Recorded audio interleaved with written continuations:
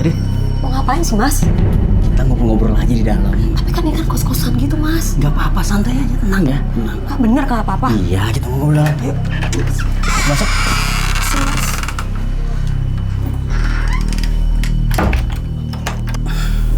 Kamu duduk sini. Hari ini kamu cantik sekali ya. Kamu bisa aja deh ngerayu sama aku, Mas. Kamu mau ngapain, Mas? Mau cium kamu. Buka baju kamu. Enggak, Mas. Buka baju kamu. Tunggu, Mas. Ah, banyak ngomong kamu.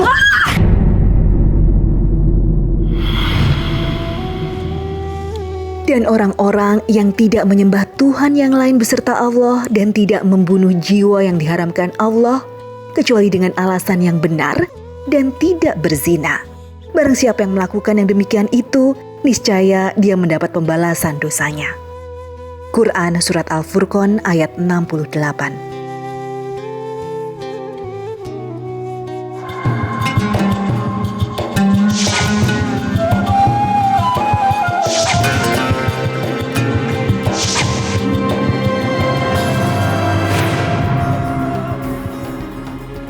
Assalamualaikum warahmatullahi wabarakatuh. Selamat pagi pemirsa Tawakal yang dirahmati Allah Subhanahu wa taala.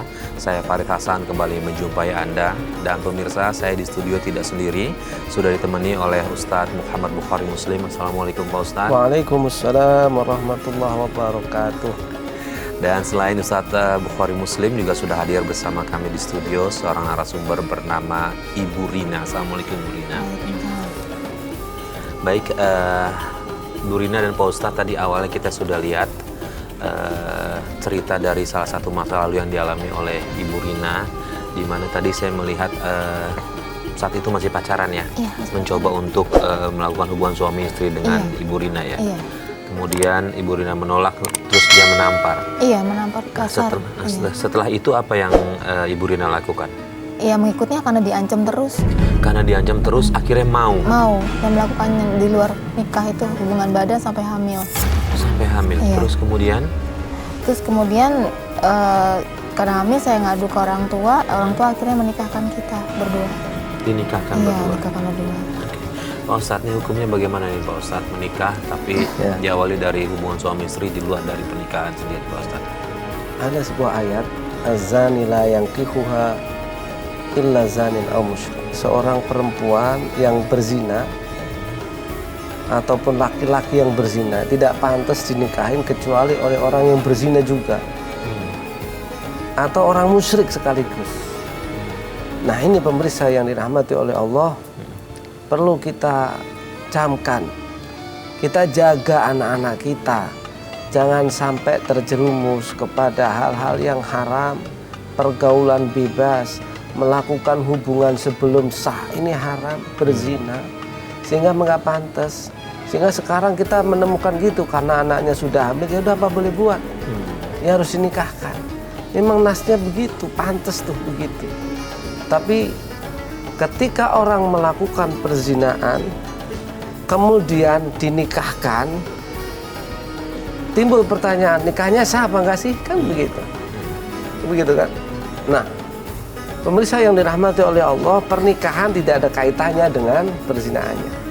Nikahnya asalkan memenuhi syarat dan rukunnya, ada calon pengantin perempuan, calon pengantin laki-laki, ada saksi, ada wali, ada mahar, maka sah. Tidak ada kaitannya. Lalu yang perlu kita catat di sini, pemirsa yang dirahmati oleh Allah, kalau ada orang menganggap pernikahan apakah menghapus dosanya zina? Tidak. Tidak dong. Nikah ya nikah saja, kan begitu. Nah, untuk itu sekali lagi, ayo kita jaga, jangan sampailah keluarga kita, tetangga kita, anak-anak kita jaga, jangan terjerumus ke dalam pergaulan seperti ini. Tadi diceritakan dipaksa melakukan perzinahan kalau nggak diancam. Ada istilah begini, kalau ada orang memaksa melakukan kemaksiatan, ya wajib kita tentang, wajib kita hadapin, kita lawan. Oh, ini maksiat kok. Jangan sampai kita lemah karena diancam untuk melakukan sebuah kemaksiatan. Jangan-jangan kemudian kita malah menikmati. Wal'iyadzubillah. Ini yang salah. Catatannya janganlah. Kalau ada orang begitu kita lawan. Jangan, ini maksiat. Lebih baik jauh. Lebih baik kalau ada orang begitu ya kita nggak usah bergaul dengan dia. Lebih baik jauhin dia. Yakin berarti itu tidak pantas untuk kita. Nah begitu. Kalau ada orang melakukan kemaksiatan kemudian ingin melamar, lebih baik kita pilih kebaikan itu cocoknya untuk kebaikan. Setelah menikah kemudian kehidupan rumah tangganya seperti apa? Suami semakin kasar dan sering telepon ke KDRT. Orang tua juga sering kena dampaknya. Orang tua kena dampaknya sampai Iya. berani ke orang tua juga? Iya. Itu gara-gara apa orang Karena bisa kalau begitu? lagi ribut, mama tuh belain. Gitu. Belain? Saya. Terus pas gak lama mama kena stroke, terus sering berisik kan, sering pikun gitu kan, sering minta makan lupa. Terus lagi sore-sore hari, suami lagi kesel, nggak tahu gimana, nyabetin mama, pakai kabel laptop, iya sampai berdarah. Papanya ibu sendiri gimana? Sudah almarhum. Rina, Rina kemana Ferry? Ibu nanya sama kamu, Rina mana? Ibu lapar nih, pagi belum aja. makan. Saya nggak tahu Rina kemana. Aduh, Ibu bukannya udah makan tadi? Ferry tolongin ibu, Ferry. Ibu belum makan, Ferry. Ferry, tolongin ibu, Ferry. Ibu lapar, Ferry. Ibu berisik aja. Tolong, Ibu kan ngeliat saya lagi sibuk. Ferry, tolongin ibu. Ferry, Dasar lu. ampun, Lusa Ferry, ini gitu, ya Ibu. Allah, Ferry, ibu sakit. Ferry, Lusa ini, tolong, Ibu. Ferry. Ibu. Ferry, tolong, ibu. Aduh, ya ampun, ibu kenapa, ibu? Aduh, ibu. Kerjanya. Ya Allah, Mas. Orang tua aku kan orang tua kamu juga, Mas. Sekarang kamu minggir. Orang tua sama anak sama aja ya. Tolong, Sama aja ya. Nih, rasain nih. Jahat banget kamu jadi anak, Ferry. Wajib, Rin. Pengen banget si suami kamu, Rin. Sampai segitu ininya nih Pak Ustadz, beraninya sampai orang tua, mertua bahkan dia melakukan kekerasan. Begini Mas Farid, Ibu. Pertama kita lihat dari awal memang bukan orang baik lah kalau saya lihat ya. Ini bukan orang baik. Dari mulainya kasar kepada ngancam. Sampai ketika seorang ibu mertua. Ibu mertua itu ibu. Ini bagian nasab. Nasab ini nggak bisa loh kalau beliau sudah jadi istrinya. Ini jadi nasab ibu ini. Ibu mertua. Nggak akan bisa. Nggak akan mantan ibu mertua, nggak ada. Karena kalau mantan istri iya, kalau ibu mertua ini dari ibu nggak bisa. Loh kok dipukulin, wal iyadzubillah. Menurut saya alangkah baiknya ditinggalkan saja. Apalagi sudah KDRT, istrinya dipukulin, ini ibu mertuanya dipukulin, ini bisa dilaporkan. Sudah jangan tanggung-tanggung, orang begini ini harus kita tegasin saja. Bahasa kitanya nggak usah pakai ampun dah, nggak usah pakai perasaan. Dia saja nggak punya perasaan, kitanya juga harus tegas. Kita bukan kasar, tegas. Kalau dia bukan lagi tegas, kasar. Nah, kita lawan dengan proses hukum. Nah, ibu melapor nggak ke polisi? Enggak, saya takut karena dia setiap melakukan kejahatannya selalu ngancem untuk nyakitin keluarga saya. Jadi saya sabar aja. Nah, ini yang seringkali orang kita nggak berani melakukan itu Pak Ustadz. Nggak Nah berani ini melapor. pemirsa yang dirahmati oleh Allah, saya kira perlu ada semacam pelatihan atau pendidikan bagi perempuan-perempuan kita di khususnya umat Islam lah ya. Bagaimana menghadapin suami-suami nanti kalau kasar, ini perlu. Makanya pendidikan pranikah itu penting sekali untuk mengetahui hak dan kewajiban seorang istri. Jangan sampai gara-gara tidak tahu hak dan kewajibannya. Haknya apa sih? Diperlakukan dengan baik, diberi nafkah yang halal dan thayyiban, nggak boleh kasar. Kewajibannya apa? Ya dia meladenin. Tapi suami nggak boleh semena-mena. Karena ketidaktahuan inilah dimanfaatkan. Seorang istri ketakutan mulu, takut lagi. Pemirsa yang dirahmati Allah, kalau kita takut sama manusia ya begini akibatnya. Maka pantaslah kita itu hanya takut kepada Allah Subhanahu wa ta'ala. Yang memberikan kehidupan kita itu Allah, bukan suami. Maka tidak perlu kalau ada kita takut kalau ada suami galak, kasar, nggak perlu takut. Kita ngomong kepada yang berwenang, ngomonglah kepada keluarga. Keluarganya takut juga, ngomong kepada Pak RT, ngomong kepada polisi. Mungkin itu yang seyogyanya dilakukan itu, Mas. Iya. Lalu kemudian Papa meninggalnya udah lama? Sudah 2006. Setelah menikah atau sebelum menikah? Sudah menikah. Sesudah menikah. Nah, selama sesudah menikah, apanya Ibu Rina tahu kalau suami kasar seperti itu? Enggak. Nggak tahu Enggak. sama sekali. Iya. Nah, berarti mohon maaf, nggak tahu atau memang dia belum melakukan tindakan kekerasan? Belum melakukan tindakan kasar karena waktu awal pacaran udah baik sekali. Cuma yang dia memaksa untuk Iya, berhubungan badan iya, itu betul, aja. iya. Nah, setelah Papa meninggal, kenapa kok tiba-tiba dia kasar? Ya karena dia katanya setelah tahu saya hamil kan orang tuanya mencoret dia dari warisan. Dia minta bagian warisan saya, suruh jual paksa rumah, tanah. Dia minta bagian 100 juta. Minta bagian dari Iya. setelah Papa meninggal? Iya. Pak Ustadz, ada hak nggak sih untuk menantu minta warisan dari almarhum? Tidak ada. Menantu tuh nggak ada hubungan apapun persoalan warisan. Ini masa mertuanya, apalagi belum meninggal, sudah meninggal ya? Sudah, yang papa. Bapaknya meninggal, ini dipaksa minta dijual. Apa urusannya? Nggak ada urusan. Dia tuh nggak ada hubungan untuk pewarisan, nggak ada. Dia akan nanti dapat dari orang tuanya. Loh, ini dari siapa? Mertuanya kok dia dapat. Yang dapat itu adalah istrinya. Salah dia. Apa hubungannya? Apalagi udah matok harga nominal nih, ya. sekian. Loh, berapa? Kan belum tentu nilainya segitu untuk istrinya. Waliyadzubillah. Saya kira ini bukan orang yang beradab. Itu Mas Fadli. Ya, suami bekerja? Pas pacaran juga udah kerja guru Udah kerja? privat. Nah, setelah menikah pun kerja jasa accounting dan supir taksi. Bubat gitu. Kalian tinggal di rumah orang Di tua? rumah orang tua saya. Terus sehari-hari nafkahnya gimana? Kadang-kadang ngasih, kadang masih makan sama mama. Masih makan sama rumah Iya. ini? Ini, ya Allah, udah diberi makan tapi tetap berbuat kasar nih Pak Ustadz. Kalau saya lihat ini Mas Fadli, ibu ini masih sabar. Tapi sabarnya menurut saya tidak tepat. Sabarnya rasa takut saja. Nah, ini perlu kita bantu dari aspek hilangkan itu rasa takut. Sabar itu ada tempatnya loh. Misalnya kalau suaminya bekerja dengan cara yang halal, terus pendapatnya tidak seberapa, kan begitu. Iya. Istrinya sabar, sudah suami saya sabar, nggak apa-apa. Karena suaminya bener, nyari pekerjaannya bener, nyari rezekinya bener. Itu saya teringat ada sebuah kisah seorang perempuan diceritakan. Dia ini mau dinikah seorang laki-laki tapi diberi wasiat oleh ibunya. Wahai putriku, kamu akan memasukin duniamu, patuhlah sama suamimu. Sudah kamu sekarang lebih utama patuh kepada suami. Ketika suaminya sudah menikah dan berangkat bekerja, apa yang dikatakan? Wahai suamiku, saya masih akan kuat untuk menahan lapar dan haus. Anak-anak saya akan lapar dan masih kuat.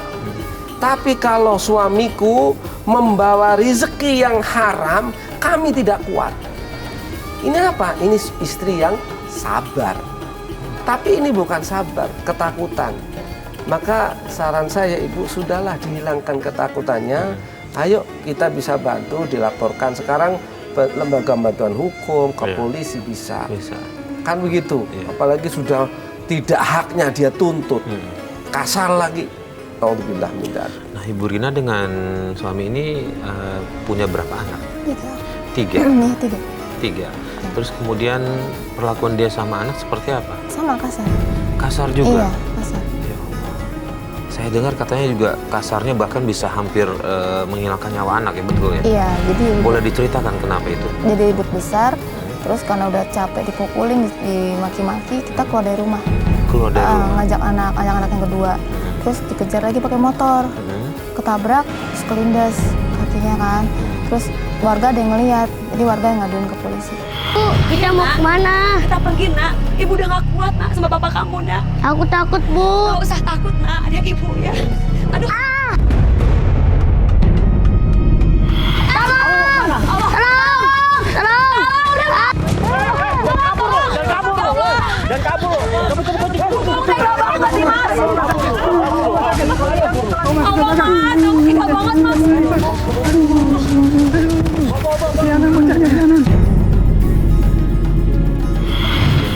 kemudian dipenjara dia, diproses Iya.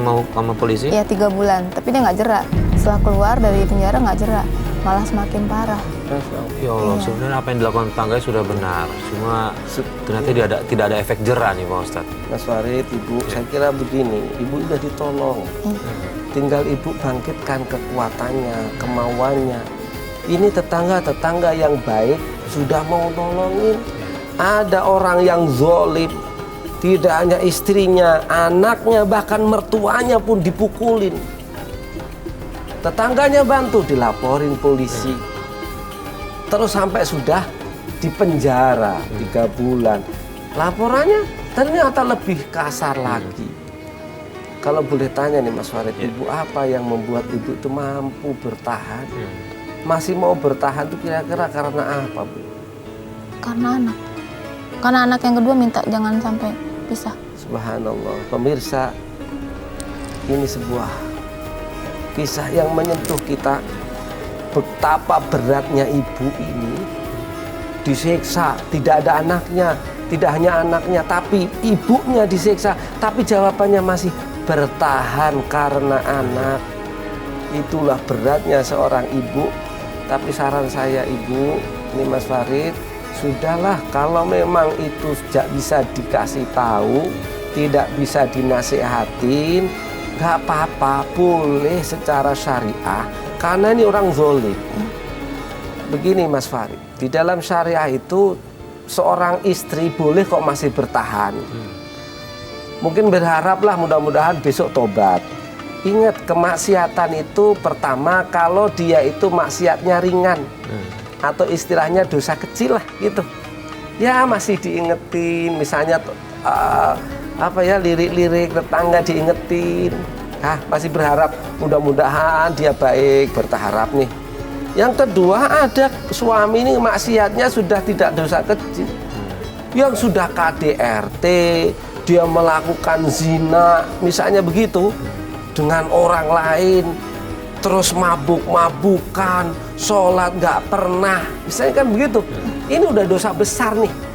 Nah, kalau kita masih ibu sabar, mampu, nggak apa-apa didoain, ya Allah, mudah-mudahan masih boleh. Tapi kalaupun minta cerai juga boleh.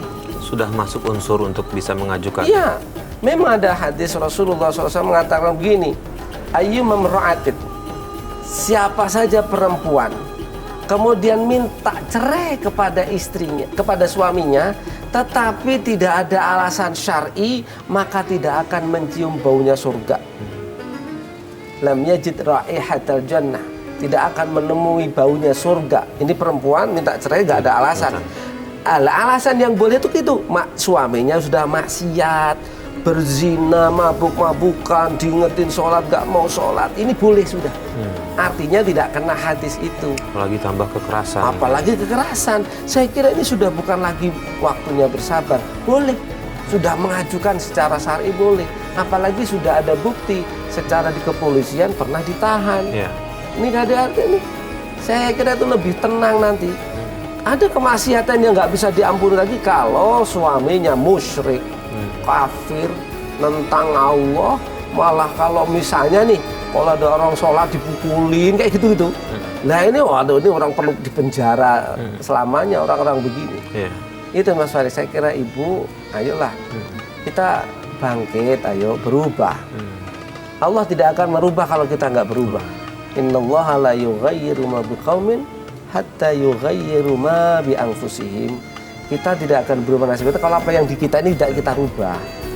Itulah. Ibu Rina udah pernah sempat nanya ke suami belum sih, kenapa kok setelah udah dihukum penjara kok masih tetap Dendam katanya. dendam? Karena apa? Karena ngadu ke orang tuanya, aku hamil.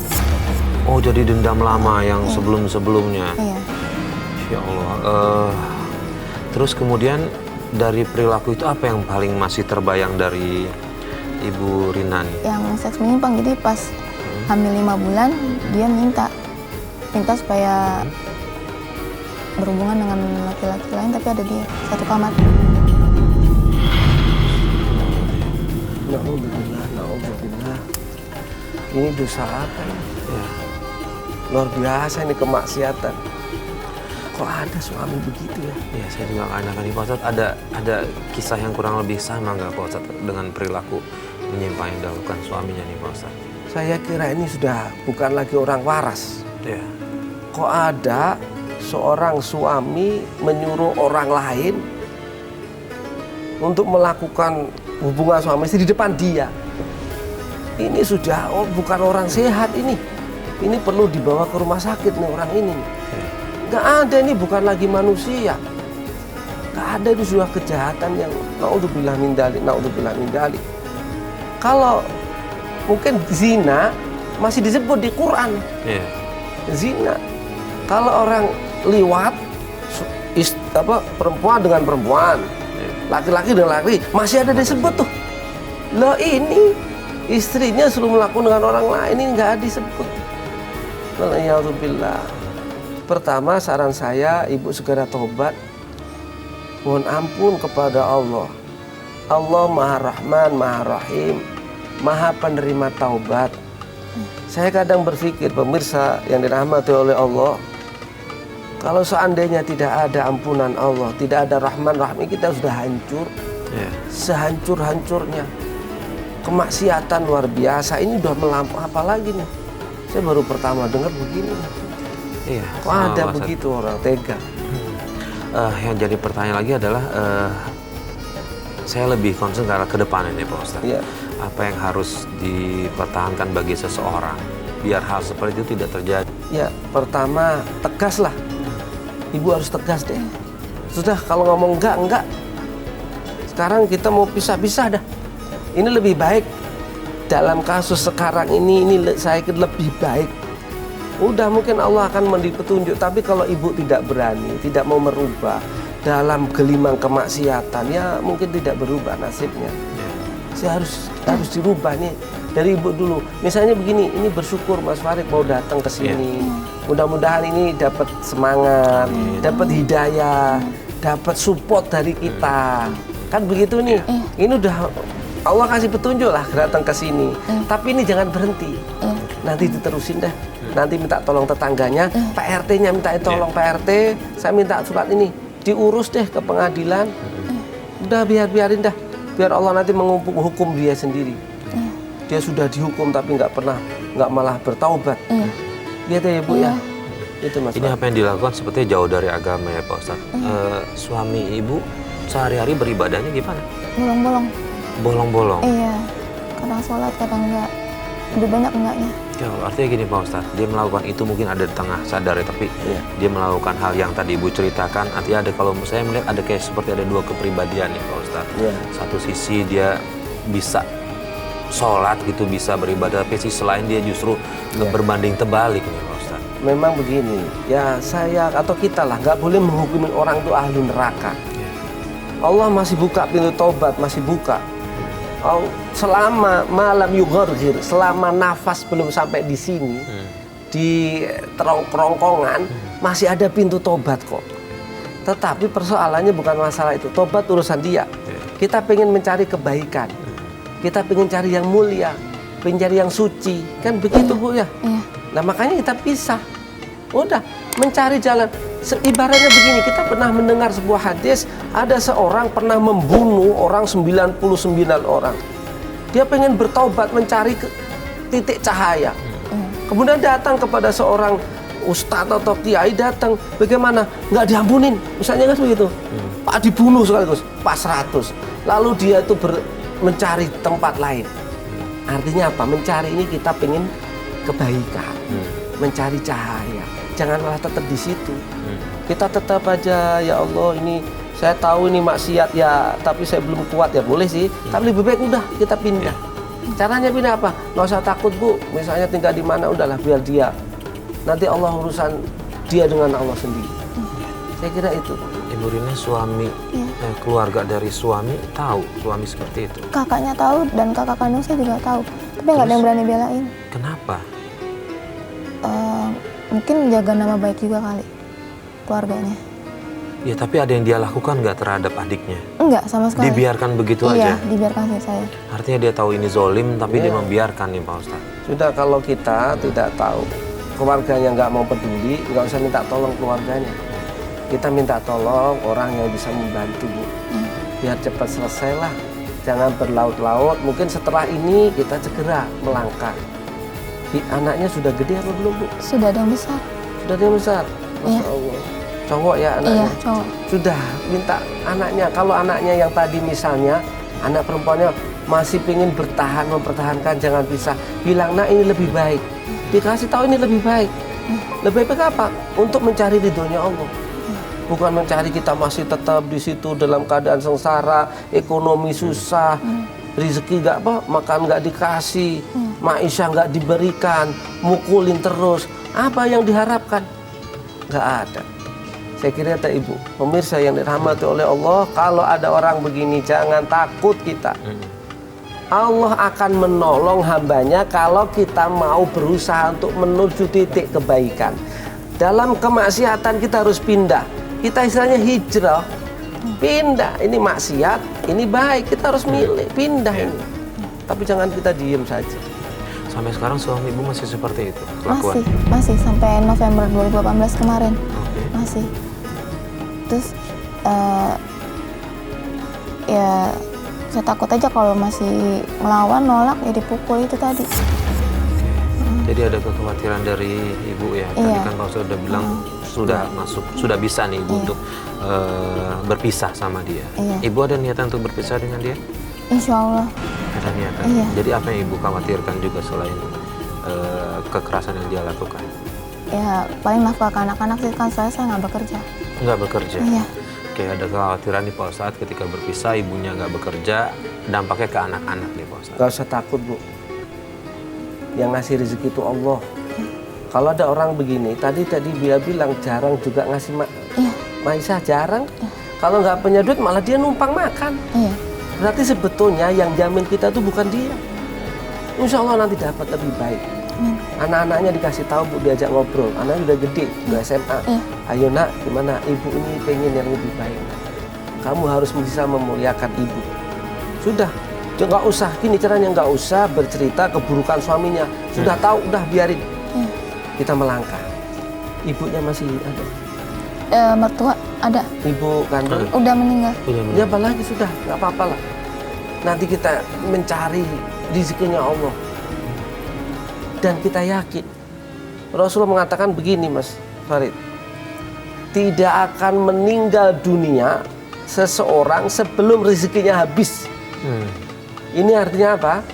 Rezeki itu sudah ditetapkan oleh Allah.